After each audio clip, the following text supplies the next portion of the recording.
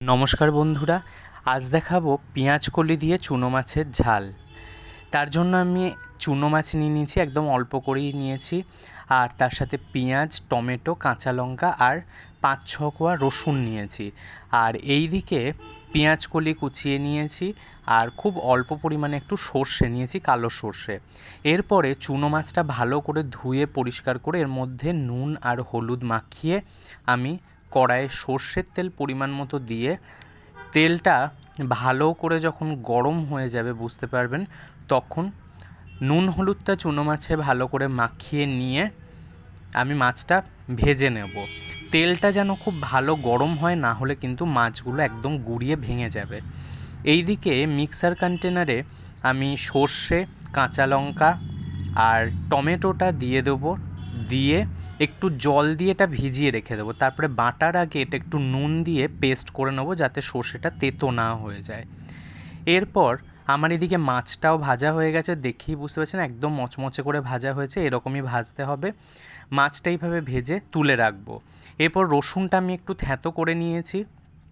তারপর কড়াইয়ে পরিমাণ মতো আরেকটু তেল দিয়ে রসুনটা তার মধ্যে দিয়ে একটুখানি ভেজে নেব, অল্প করে ভেজে নেওয়ার পরে আমি দিয়ে দেব পেঁয়াজ কুচিটা। পেঁয়াজ কুচিটা দিয়ে ভালো করে এটা ভাজতে থাকবো। পেঁয়াজ কুচিটা যখন মোটামুটি রসুনের সাথে ভালো করে ভেজে যাবে, তখন আগে থেকে কেটে রাখা যে পেঁয়াজ কলিগুলো সেইগুলো এতে দিয়ে দেব। মোটামুটি আমার ভাজা হয়ে গেছে, এবার আমি পেঁয়াজ কলিটা ধুয়ে ভালো করে এতে দিয়ে এটা এবার ভাজতে থাকবো। মোটামুটি পেঁয়াজ কলিটা কিন্তু এর সাথে পেঁয়াজের সাথে ভাজতে ভাজতে দেখবেন যাতে অনেকটাই নরম হয়ে যায় বা সেদ্ধ হয়ে আসে।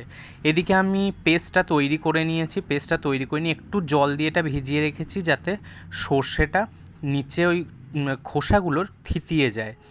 এরপর পেঁয়াজকলি আমার মোটামুটি ভালো ভাজা হয়ে গেছে, প্রায় 80%। এরপর আমি এটা ধীরে ধীরে দিয়ে দেবো, যাতে খোসাগুলো শেষের দিকে জমে থাকে।